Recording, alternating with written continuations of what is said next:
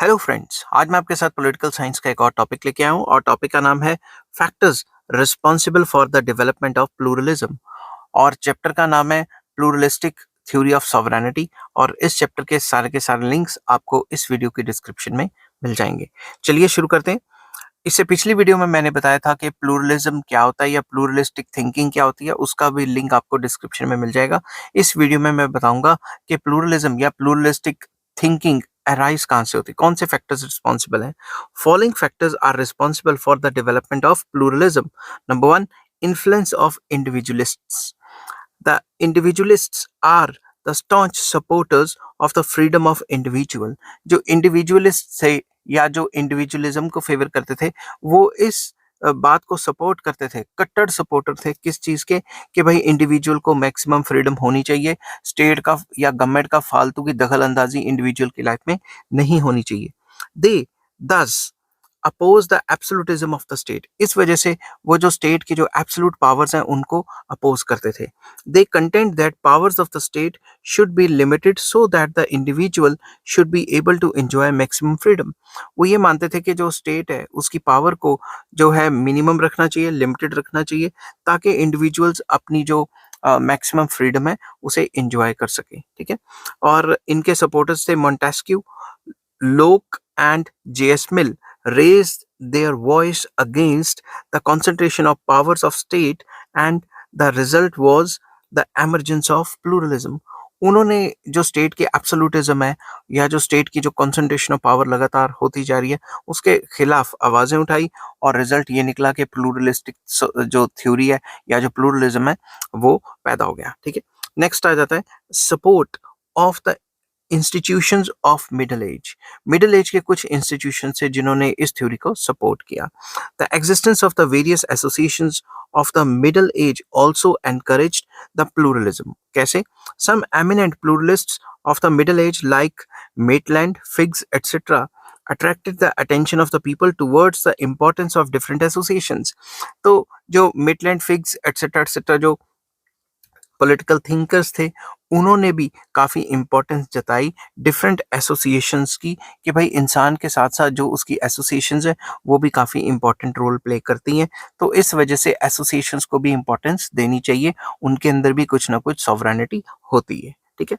Third point आ जाता है support bye एनार्किस्ट्स, सिंडिकेटलिस्ट्स and guild सिंडिकेटलिस्ट्स। तो इन सब ने भी सपोर्ट की इस थ्योरी की, इस वजह से ये थ्योरी थोड़ी उभर के सामने आई। The anarchists oppose the existence of the state.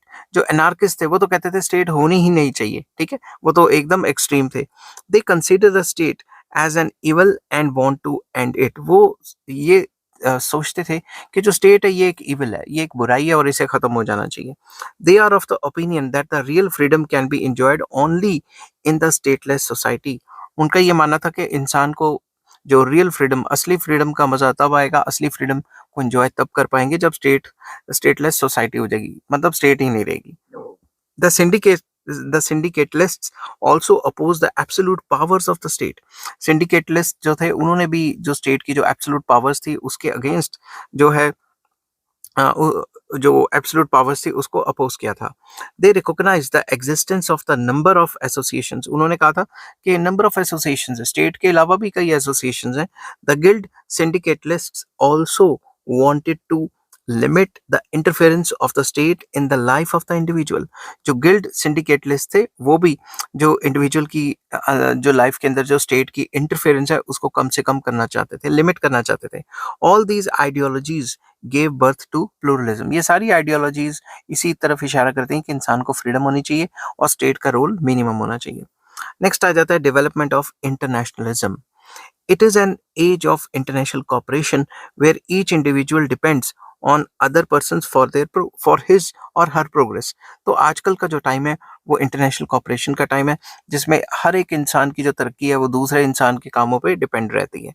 Thus the theory of absolute sovereignty of state does not go along with this age of international cooperation. तो आजकल जो इंटरनेशनल कॉपरेशन का जमाना है उसमें थ्योरी ऑफ एब्सोल्यूट सॉवरेनिटी जो है कहीं फिट नहीं आती, क्योंकि एब्सोल्यूट सॉवरेनिटी होगी तो लोगों को फ्रीडम ही नहीं होगी, तो वो ट्रेड्स कैसे कर पाएंगे और इंटरनेशनल लेवल पे कॉपरेट कैसे कर पाएंगे। तो आजकल भी कुछ स्टेट्स में जिनमें एब्सोल्यूट सॉवरेनिटी है, जिसमें स्टेट इज ऑल पावरफुल, वहां पे इतनी ज्यादा तरक्की नहीं हो पाई। समझ की बात? वहां पे कहीं ना कहीं जो लोग हैं वो पिछड़े हुए हैं, वहां कहीं ना कहीं डेमोक्रेसी नहीं है। नेक्स्ट आ जाता है development of public welfare states. With the development of the concept of public welfare states, more cooperation with uh, more cooperation was emphasized among the various associations and the states। जैसे जैसे ये public welfare states का जो जमाना चल पड़ा है कि स्टेट्स होनी चाहिए, वेलफेयर स्टेट्स होनी चाहिए, जो अपने जो बंदे हैं, बंदे मतलब जो अपने सिटीजन्स हैं, उनको मैक्सिमम से मैक्सिमम जो वो प्रोवाइड करेंगे वेलफेयर फंक्शंस। जब से ये वेलफेयर स्टेट का जो ट्रेंड है ये चल पड़ा है, तब से भी ये जो प्लूरलिज्म है उसको थोड़ी सी सपोर्ट मिली है, क्योंकि प्लूरलिज्म यही कहती है कि state should provide maximum welfare functions और स्टेट की इंटरफेरेंस कम से कम होनी चाहिए इंडिविजुअल लाइफ में। Many thinkers are of the opinion that the state alone can not do all the functions related to the welfare of the individual. तो कई एसोसिएशंस का ये भी मानना है कि मतलब कई जो ये जो प्लूरलिस्ट थिंकर्स है उनका ये भी मानना है कि सिर्फ स्टेट ही एक एसोसिएशन नहीं है जो वेलफेयर का काम पूरे के पूरे स्टेट में फैला सके। अदर एसोसिएशंस भी काफ़ी इंपॉर्टेंट है जो कि ये जो वेलफेयर का काम है उसको बखूबी निभा सकती हैं। फॉर एग्जांपल आजकल एनजीओज बहुत ज़्यादा हैं जो स्टेट का काम अच्छे से कर सकते, स्टेट का काम तो पूरे तो नहीं, मगर ये जो वेलफेयर फंक्शन है वो अच्छे से कर सकती हैं। ठीक है, वो जहां तक स्टेट नहीं पहुंच सकती, आपको पता है आजकल वहां तक एनजीओज भी पहुंच जाते हैं। ठीक है, in these days, besides state, there are so many other associations which perform functions related to the welfare of the individual, and it has increased the significance of other associations। तो वही बात जो मैंने बोली थी कि आजकल के दिन में स्टेट के साथ साथ सो मेनी एसोसिएशंस, काफ़ी एसोसिएशंस जो हैं ये वेलफेयर फंक्शंस को परफॉर्म करती हैं और ये जो इंडिविजुअल है उसकी वेलफेयर को बढ़ाती हैं। कई एनजीओज खुल चुके हैं या फिर इसको एनपीओज, नॉन प्रॉफिट ऑर्गेनाइजेशंस भी कह देते हैं, या एनजीओज नॉन गवर्नमेंट ऑर्गेनाइजेशंस भी कह देते हैं, जो इंडिविजुअल की वेलफेयर को इंक्रीज करने में लगी हैं। जैसे ब्लड डोनेशन कैंप लगा रही हैं, कोई मेडिकल कैंप्स लगा रही हैं ताकि फ्री में इलाज हो जाए, या फिर फ्री में एजुकेशन कैंप्स वगैरह लगा रही हैं जिससे कि वेलफेयर फैले। तो ओवरऑल इस पूरे के पूरे टॉपिक में किस चीज़ पे जोर दिया गया है?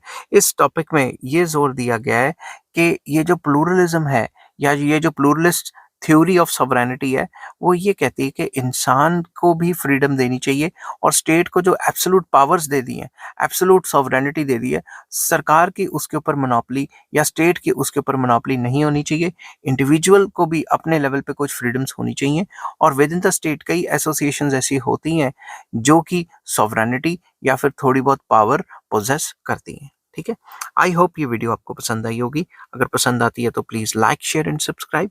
इस चैप्टर के सारे लिंक्स आपको इस वीडियो के डिस्क्रिप्शन में मिल जाएंगे। Take care, bye bye.